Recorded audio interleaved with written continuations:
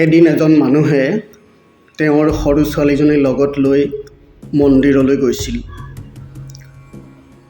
মন্দিৰৰ সন্মুখত দুটা বিৰাট ডাঙৰ সিংহৰ ভাস্কৰ্য। তাকে দেখি ছোৱালীজনীয়ে ক'লে, দেউতা ব'লা ব'লা আমি ইয়াৰ পৰা পলাই যাওঁ, নহ'লে সিংহ দুটাই আমাক খাই পেলাব। ছোৱালীজনীক আশ্বস্ত কৰি দেউতাকে উত্তৰ দিলে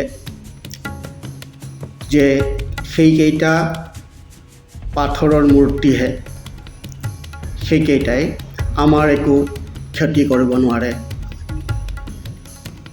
দেউতাকৰ কথাত ছোৱালীজনীয়ে উত্তৰ দিলে, যদি পাথৰৰ মূৰ্তিয়ে আমাৰ একো ক্ষতি কৰিব নোৱাৰে, তেনেহ'লে সেই একেই পাথৰৰ মূৰ্তিয়ে আমাক কেনেকৈ আশীৰ্বাদ দিব?